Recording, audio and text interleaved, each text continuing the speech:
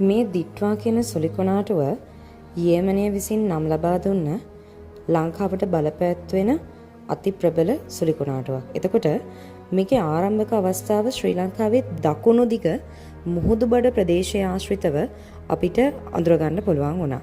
එතකොට දකුණු දිග වෙල්ලපඩ ප්‍රදේශය ආශ්‍රිතව අපි අඳුරගත්ත මේ අඩුපීඩන කලාපය විශේෂයෙන්ම ඊයේ දිනය වෙනකොට ශ්‍රී ලංකාවේ ගිනිකොන දිග ප්‍රදේශය දක්වා වර්ධනය වුණා. එතකොට මේ ගිනිකොන දිග ප්‍රදේශය දක්වා වර්ධනය වෙච්ච මේ අඩුපීඩන තත්ත්වය ක්‍රමක්‍රමයෙන් වර්ධනය වෙලා පීඩන අවපාතයක් බවට මේක පරිවර්තනය වුණා. ඊයේ දිනේ රාත්‍රිය වන විට මේක සුලි සුළඟක් දක්වාම වර්ධනය වුණා.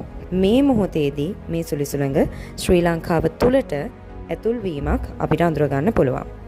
ශ්‍රී ලංකාවේ නැගෙනහිර ප්‍රදේශයෙන් ශ්‍රී ලංකාව තුළට ඇතුල් වෙච්ච මේ සුලිකුණාටුව මේ මොහොතේදී ශ්‍රී ලංකාවේ මධ්‍යම කඳුකරය ආශ්‍රිතව මෙහි අඩු පීඩන කේන්ද්‍රය ස්ථානගත වීමක් අපිට අඳුර ගන්න පුළුවන්. මධ්‍යම කඳුකරය ආශ්‍රිතව මේ අඩු පීඩන කේන්ද්‍රය ස්ථානගත වීමත් එක්කම ශ්‍රී ලංකාව අවට මුහුදුබඩ ප්‍රදේශවලින් විශේෂයෙන්ම මේ අඩු පීඩන කේන්ද්‍රයේ දෙසට වේගෙන් සුළං හමායීමක් සිදු වුණා. විශේෂයෙන්ම පැයට කිලෝමීටර් 80ක් 100ක් තරම් ප්‍රබල සුළං තත්ත්ව පවා මේකෙදි වර්ධනය වෙන්න පුළුවන් කියන එක තමයි අපේ කාලගුණ පුරෝකථන අතරේ තිබුණේ. මේ වෙනකොටත් බොහොමයක් ප්‍රදේශවල බොහොම වේගවත් සුළං අපට වාර්තා වෙනවා. විශේෂයෙන්ම ධාරානිපාත මිලිමීටර් 200 ඉක්ම වූ වැසි ප්‍රදේශ රැසක මේ මොහොතේ ක්‍රියාත්මක වෙනවා.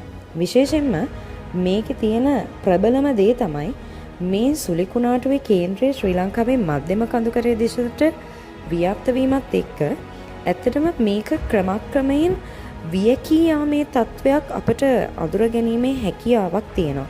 ඒ කියන්නේ ඇත්තටම අර තිබිච්ච ප්‍රබල සුලිකුණාටුව ක්‍රමක්‍රමයෙන් මෙහි අවසාන තත්වයේ දක්වා වර්ධනය වීමක් අපට අඳුර ගන්න පුළුවන්. විශේෂයෙන්ම මේ මධ්‍යම කඳුකරය මේ මොහොතේ අපට ආශිර්වාදයක් විදිහට ක්‍රියාත්මක වුණා කියලත් ඇත්තටම අපිට අඳුර ගැනීමේ හැකියාවක් තියෙනවා. විශේෂයෙන්ම මේ සුලිකුණාටුව බොහෝ විට ශ්‍රී ලංකාවේ වයඹදිග කලාපයට මූලික වෙන්නට ශ්‍රී ලංකාවෙන් පිට වේවි කියලා අපිට ඉදිරි දිනවල ඇත්තටම පුරෝකථනය කරන්න පුළුවන්. ඒකත් එක්ක මේක 100%ක්ම අවදානම පහවයයි කියන්නත් අමාරුයි. නමුත් මේකේ අඩුපීඩන කලාපේ නැවතත් ශ්‍රී ලංකාවේ බස්නාහිර එහෙම නැත්නම් ශ්‍රී ලංකාවේ වයඹදිග පළාත්වලට බලපෑම් වෙන විදිහට බටහිර ප්‍රදේශයේ ආශ්‍රයෙන් නැවතත් වර්ධනය වීමේ අවදානමක් නැතුව නොවේ. නමුත් තිබූ ප්‍රබලත්වයේ යම්කිසි අඩුවීමක් ඉදිරි පැය කිහිපය තුළ අපිට ඇත්තටම අඳුර ගැනීමේ හැකියාවක් මේ වෙද්දි මේ මොහොත වෙන විට අපිට අඳුර ගන්න පුළුවන්. නමුත් මේ වෙනකොටත් අපිට ලැබිච්ච ධාරානිපාත වර්ෂාපතනයත් එක්ක විශේෂයෙන්ම මහවැලි ගඟ ඒ අවට පහත් බිම් ප්‍රදේශ විශේෂයෙන්ම ජලයෙන් යටවීමේ අවදානම් තත්වය අති ප්‍රබල විදියට තියෙනවා. විශේෂයෙන්ම ජලාශ රාශියක වාන්දුරට මේ වෙනකොට ස්වයංක්‍රීය විවෘත වීමත් එක්ක ගම් වතුර තත්ත්ව අවදානම නම් තාමත් අපිට තියෙනවා. ඒ වගේම ශ්‍රී ලංකාවේ මධ්‍යම කඳුකරයේ නායෑම අවදානමත් තාමත් පහ වෙලා නැහැ. ඉතින් කලින් කිව්වා වගේ මේ රාත්‍රිය තාමත් අතිශයින්ම අපිට තීරණාත්මකයි.